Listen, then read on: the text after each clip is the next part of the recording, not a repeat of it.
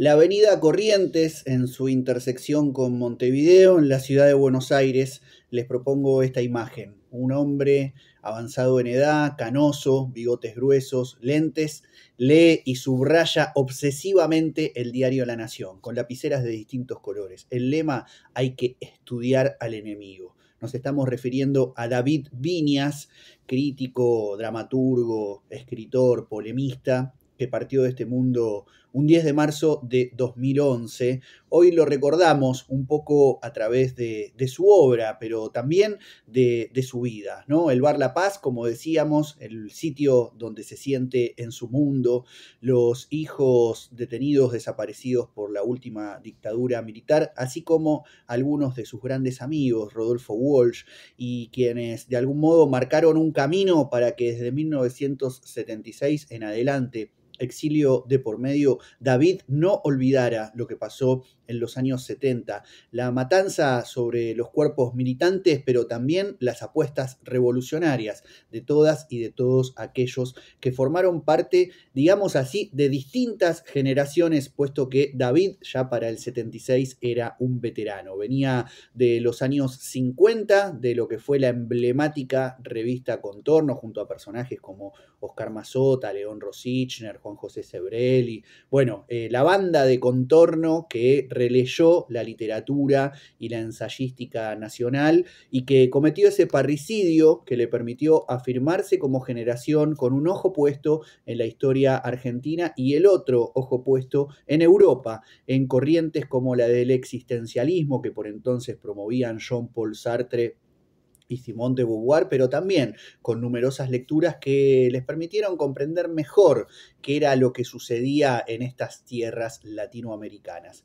Decíamos también el polemista, emblemática ya en los años 90 su discusión con Beatriz Arlo en la televisión pública, en el programa Los Siete Locos, donde dice algo casi rockero, podríamos pensar, sobre todo por la época. David Viñas dice: reivindico para mí poder decir no. Decir no es empezar a pensar. Recordemos que por aquellos años, un poco más, un poco menos, el ruso Berea, desde su programa La Heavy Rock and Pop, también sostenía que el rock era decir no, porque si se dice sí, era espectáculo, algo que tanto el ruso Berea como David Viñas de algún modo repudiaban. Bueno, para reivindicar un poco la trayectoria larga, como decíamos, de este escritor, que se hace difícil hacerlo en pocos minutos, hoy nos proponemos traer ante nosotros algunos de sus libros. Entonces vamos a hacer una recomendación de cada libro, de cada uno de los géneros, digamos así, con los cuales trabajó David Viñas, algunos más, algunos menos, pero vamos a elegir uno de cada uno.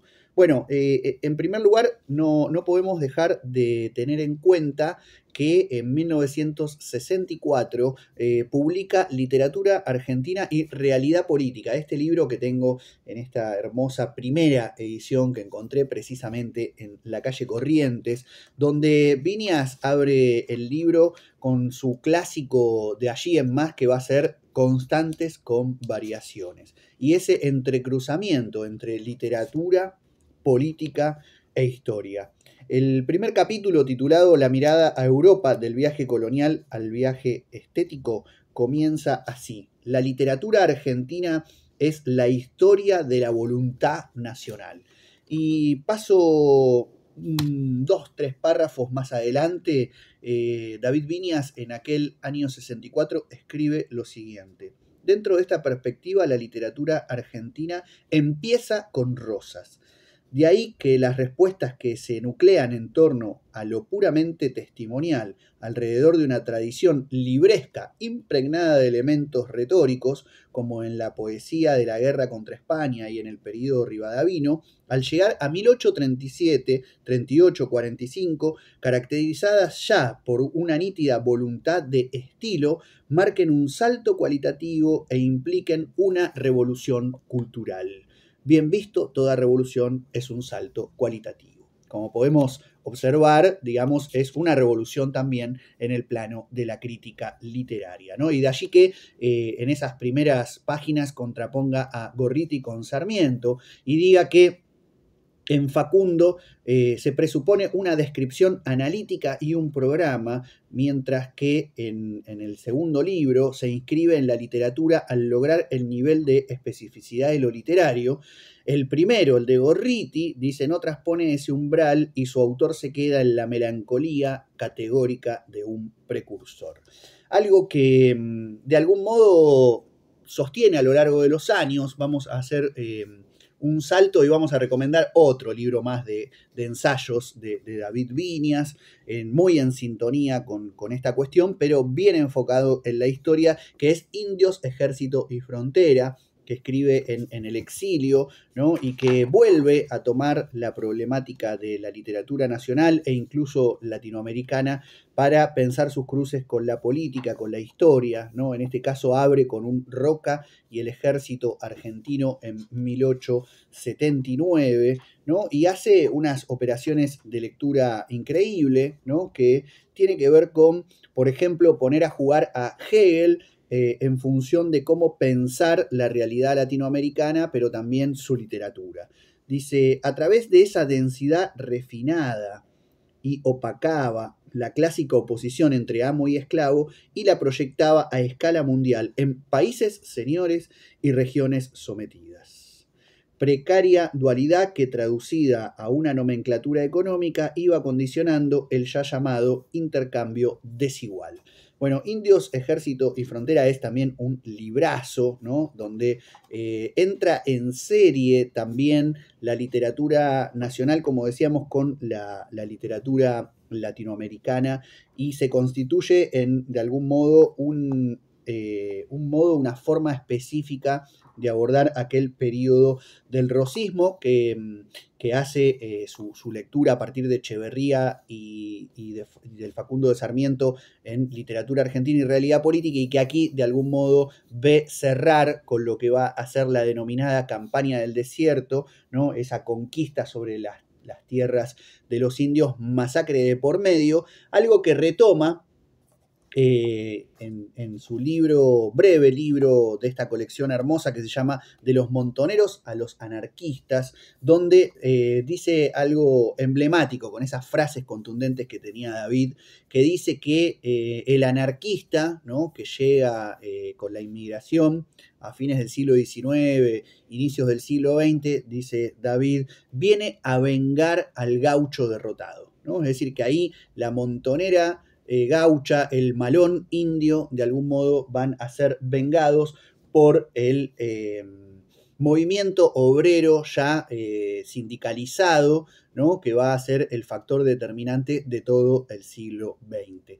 A propósito de todo esto que plantea Viñas, Ricardo Piglia dijo alguna vez que en esas constantes, con variaciones que el propio David planteaba, aplicadas a su obra, puede verse que hay una indagación permanente sobre los modos en que la violencia oligárquica, ¿no? Se ejecutó contra, digamos, para simplificar, los de abajo. Y ahí Piglia insiste, ¿no? Indios, gauchos, cabecitas negras, y así podría seguir la lista, y pensar también incluso en las y los piqueteros masacrados, por ejemplo, el 26 de junio del 2002, Maximiliano Costecchi y nuestro amigo, compañero de ruta Darío Santillán, quien fue reivindicado por David Viñas en la Universidad Madres de Plaza de Mayo luego de aquella feroz represión, como antes había reivindicado a Víctor Choque, a Teresa Rodríguez y a una gran cantidad de nombres que eran los que aparecían desde mediados de los 90 hasta inicios del siglo XXI,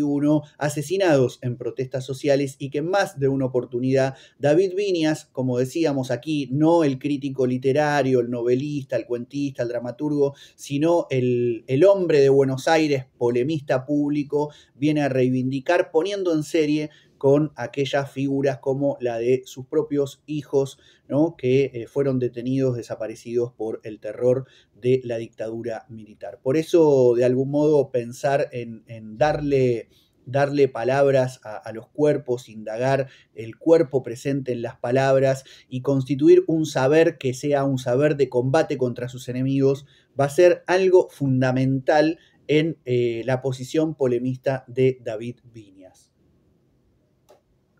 Quisiera salirme de la ensayística que dije un libro y al final terminamos reivindicando 3 para recordar a nuestros oyentes, a quien estén viendo esto, que David Viñas publicó un libro de cuentos que se llama Las malas costumbres. También tengo aquí en una primera edición, un poco recauchutada, pero muy bella. Quisiera en este caso recomendar puntualmente un cuento que se llama La señora muerta, que arranca un poco con esto que decíamos recién de decir no. El cuento arranca con un diálogo y la primera línea es la siguiente, se las leo. No me gusta el olor de la goma quemada. Fue lo primero que dijo esa mujer. O sea, como podemos ver, aparece aquí una referencia a Evita, aparece la negatividad y aparece toda una historia que es muy interesante de cómo hay algo del orgullo proletario, ¿no? Del cariño de obrero, de las personas de abajo hacia determinadas figuras, en este caso Eva Perón, siendo que David Viñas era un activo militante estudiantil de la FUBA, de la Federación Universitaria de Buenos Aires, en momentos en que el movimiento estudiantil en los 50 estuvo enfrentado al peronismo, ¿no? Y él en alguna entrevista, creo que con Beatriz Sarlo, dijo a propósito de esto, gorila no, aclaró, Contreras, es decir, que él no era peronista claramente y decía, así como el peronismo en el mundo social vinculado al mundo más obrero vino a de algún modo trastocar ciertas jerarquías, ¿no? Y a mover un poco el avispero, en la universidad, dice David, el peronismo seguía siendo la derecha. Si antes había sido radical, luego fue peronista. Pero eso no lo llevó a no tener esa sensibilidad para poder leer críticamente al peronismo e incluso a las posiciones antiperonistas que transcurrieron durante ese primer periodo clásico. Bueno, en segundo lugar, mencionemos que tiene algunas obras de teatro que no son lo principal quizás recordado en su obra. Aquí vamos a mencionar a Lisandro y Maniobras, que están en estas ediciones que hacía Editorial Galerna, que hay varias otras obras de teatro que también están así, a dúo, digamos, compiladas, y que tiene que ver con un poco el modo en que David construía su literatura. Aquí específicamente estamos hablando de obras de teatro, entonces es obvio que aparezcan los diálogos, pero es algo que luego también traslada a sus novelas, ¿no? Es decir, que sus novelas tienen mucho de diálogo teatral, más que grandes descripciones. Así que voy a detenerme un minutito en rescatar esta, para mí, una de las grandes novelas de la literatura argentina del siglo XX, que es Los dueños de la tierra, que es una novela que puede leerse en serie con los trabajos de Osvaldo Bayer, los trabajos historiográficos en torno a la Patagonia rebelde, ¿no? Aquellas luchas obreras de, como se dice, el bienio rojo y negro, ¿no? Entre el 19 y el 21 del siglo XX, con la particularidad también de que aquí aparece algo que tiene que ver con la propia biografía de David, como muchas de las piezas teatrales, porque el padre de Viñas estuvo involucrado, ¿no? En ciertas funciones que tenían que ver con la mediación entre los conflictos obreros y el ejército en la Patagonia. Bueno, aquí hay una reconstrucción ficcional muy, muy potente, muy, muy hermosa y muy tremenda, ¿no? Con personajes como Yuda y aparece, digamos, una voz de las mujeres a partir de lo que es la reivindicación de las prostitutas en la Patagonia y sus vínculos con los obreros. La novela, si bien es una ficción, ya arranca también fechada, como sus ensayos, como veíamos recién, empieza con 1892, ¿no? Y una escena donde aparece una similitud entre los dueños de la tierra de cazar animales o cazar indios como si fueran animales, ¿no? Algo que está muy presente. Yo quisiera rescatar nada más, por el poco tiempo que tenemos para aquí, para esta columna, reivindicar una frase que me quedó marcada desde la primera vez que la leí y me la sé de memoria, ¿no? Que es algo que le dice un personaje a otro en medio del conflicto, de las masacres en la Patagonia, y le dice no a lo que comen, no a lo que leen, no a lo que tienen metido en la cabeza. ¿Sí? Había dicho Yuda, ¿no? Que es la heroína un poco de esta novela. Como en el cuento La señora muerta vemos que aparece también la idea de el no, esa negatividad que David lleva de la historia y de la filosofía y de la política a la literatura. Quisiera decir una cosa más del libro de cuentos que me pasé por alto, una en relación a la biografía de David, decíamos un cuento sobre Eva Perón, y David Viñas aparece en alguna foto que se lo ve con una urna cuando Evita está en la cama, pronta a fallecer, y hace ese voto emblemático, ¿no? De las mujeres, el primer voto en la historia argentina, el que lleva la urna para que vote Evita es David Viñas. Así que un dato anecdótico pero importante. Y el otro es que en en las malas costumbres, en este libro de cuentos, aparece una contratapa que es como una proclama muy sartriana, donde David Viñas utiliza extensamente, ¿no?, las dos solapas del libro para plantear una consigna, una programática revolucionaria para la literatura, ¿no? Y dice lo siguiente: escribir aquí es como preparar una revolución de humillados, opaca, empecinada, dura y cotidiana, o mejor, casi opaca, casi empecinada, casi dura y casi cotidiana. Y aclara: como vivo en un país semicolonial, soy un semi-hombre y un casi escritor que escribe una literatura a medias. O lo que es lo mismo, ¿para quién escribo? Se pregunta retomando las 4 preguntas fundamentales que Jean-Paul Sartre se hace en qué es la literatura. Y se responde: por ahora, para los que tienen mi mismo sabor de boca. Es decir, ni especulo sobre un posible público populista, ni me interesan los bien pensantes. Más claro aún, pretendo escribir para los cuadros. Y lo correlativo, ¿para qué escribo? Muy simple, para que esos posibles lectores que se me parece contribuyan al movimiento que los arranque y me arranque de la humillación, para superar ese nivel de casi país que padecemos y para que nuestra literatura sea algo completo. Y remata: y para que yo, usted y los hombres que aquí dejamos de ser casi hombres para hacerlo en su totalidad. Bueno, una operación brillante, la de escribir un libro de cuentos y luego agregarle una proclama como esta en la solapa. Así que no quería dejar de mencionar esto y un poco, digamos así, para finalizar, un fuera de foco. Textos fundamentales de David Viñas que no están compilados por ejemplo, en su único libro de cuentos, Las malas costumbres, que es un texto increíble que se llama Buenos Aires, capital socialista de América Latina, y que es una ficcionalización donde aparece como una especie de reconstrucción de lo que serían las columnas revolucionarias avanzando para la toma del poder en la Casa Rosada en Buenos Aires. Un texto que yo había leído en un libro compilado con cuentos raros de Buenos Aires y que luego perdí ese ejemplar y nunca más lo pude volver a conseguir, y que hace poco la gente amiga del blog Lobo Suelto lo subió a su página web, así que si lo googlean ahora está a disposición ahí en la cuestión virtual. Y los otros dos son ensayos sobre Eva Perón, que Viñas publicó hacia fines de los 60, si no recuerdo mal, en la revista uruguaya Marcha, y que hace unos años lo recuperó El Río Sin Orillas, la revista de filosofía, cultura y política, que han, bueno, hecho ese trabajo también importante de rescatar estos ensayos y nuevos ensayos sobre Eva Perón, donde hace unas operaciones muy interesantes, así como Mazzotta hizo con Art, así como Jean-Paul Sartre hizo con Genet.